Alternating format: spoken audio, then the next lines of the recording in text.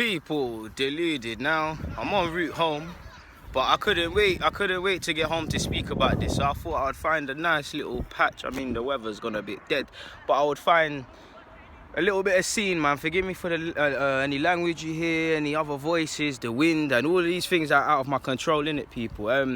What was I gonna say? I should really stop walking, so let's just walk for a bit more until I'm ready to stop, people. Apologies for the screen shaking and that, and it's a quick turnaround. It looks sick, but I need to start doing more vids like this. But listen, people, I know you've all seen, or you're by the time you see this, you're gonna see that we've allegedly bid 40 million for Zaha. Now, I got a few things to say. First and foremost, I mean, if you believe reports, the Adidas deal, July 1st, you lot were saying it's going to do bits for us. It might be doing bits, apparently, judging by reports. Kieran Tierney, Saliba, Zaha and Hakim Ziyech are all arriving to the club. We might just get top 4. Long live Adidas.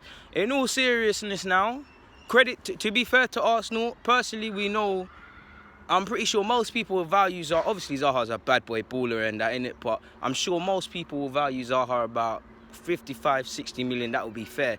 If I'm Crystal Palace, by all means, demand 80 million. I mean, he's a star player for them. He came through the academy, prodigal son, returning home sort of thing. There's no rush to sell him. It's someone the fans can identify with. It's somewhat the fans look up to in the same way West Ham had Payet and a couple of other examples.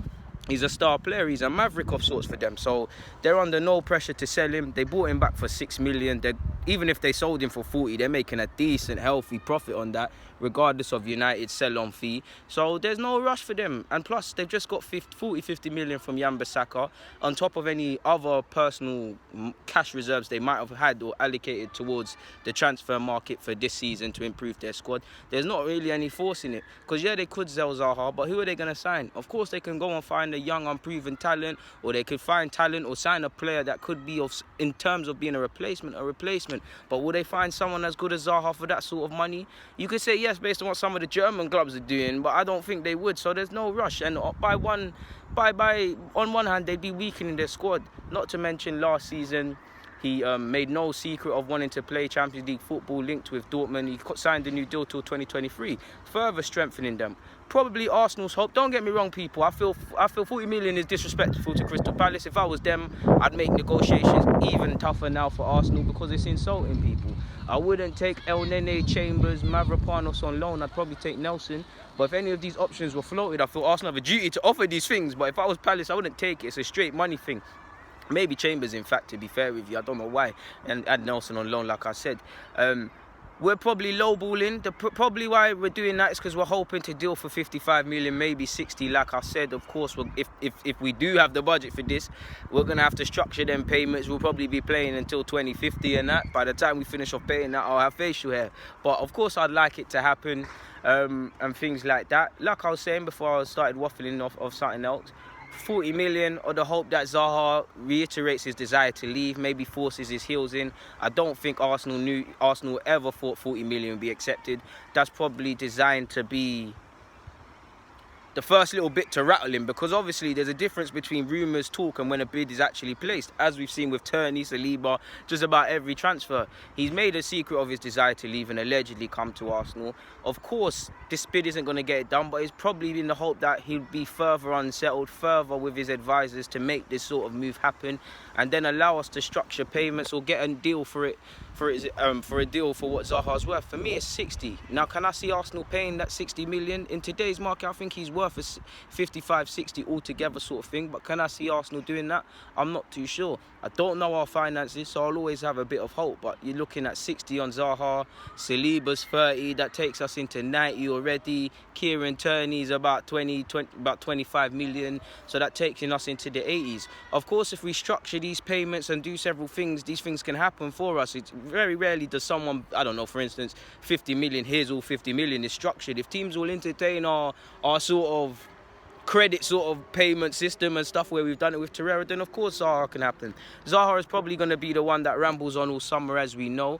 You speak to a couple of agents behind the scenes, they were actually saying in the months, and I'm not in the know, but I do know a couple of people.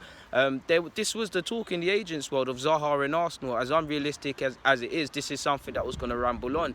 We ain't got Champions League, and I feel the attraction of the fact that he was an Arsenal fan personally in general is overstated.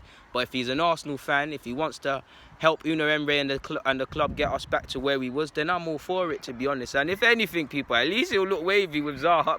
Imagine Zaha or Bam in a Lacazette celebration or off the field. It'll look wavy. Of course, I'd love Zaha, man. Perfect audition last season at home. I would love it, people. I would love it. We've also been linked with Hakim Ziyech, and you're seeing the Adidas team doing a great work of that. Allegedly, Fekir is available for 30 million, so there are some options, people. The board are going to have to be creative with how they structure payments and things, because we also need to remember, people, we've got a double whammy on top of falling commercial revenues and our budget. Some of our budget has to be allocated to, is also factored in new wages. So obviously, within our budget, if we was to sign Zaha for 45 million or something, we'd also need to account for his wages within that budget. You get it, people? Or that's what I read on the latest report anyways, man. We'll never know truly how much this club has, but I mean, if it does happen and you bring in Saliba, you bring in Tierney, you bring in Zaha, and obviously officially confirm Martinelli, then that's a decent window. It's not, obviously, people, it's a decent window. You've signed a centre-half, a left-back, you've got the winger, still no midfielder, central midfielder, and no right, but realistically, it was never going to be a quick fix. To be honest with you, excluding Zaha, I would love Zaha, but it'll be a good window for me if we get Saliba and he stays permanently next season and he doesn't go on loan to St Etienne, whose new manager has been playing quite coy on that, and Tierney, because for me, I've said it before, people, I just want to go back to basics, back 5 including Leno, get that right, because statistically we've had 13 different individual errors leading to goal, people. Focus, concentration and application is not quite there. If you sort out the defence, everything else can fall into place, people. There's no point having a striker that can bag 20 goals. Lacazette's this player. Regardless of what you say on Mkhitaryan, Ozil, all of these players and young players, we all know they can, on their day, they can ball. The problem is there's not too many of them days. The problem is you need to look at what we're doing defensively, because how many times where it's all about setting the tone. We improve defensively, that stops the, you know, when we concede a dumb goal and we're now chasing the game 1-0 down rather than setting the tone and being 1-0 up. These are the things that need to change. I'll speak on it in a separate vid, but for now, people, deluded. That's all I've got to say on Zaha. Of course, it happens. If I am Crystal Palace, that would make me play even more hardball, because I would find 40 million disrespectful. But it's all tactical. This isn't gonna, if it is gonna happen, regardless of if it happens or not, it's gonna be a long, dragged out one. We ain't heard the last of the rumours and things, so we'll see how this one develops. But for now, people, peace. Deluded. I'm out.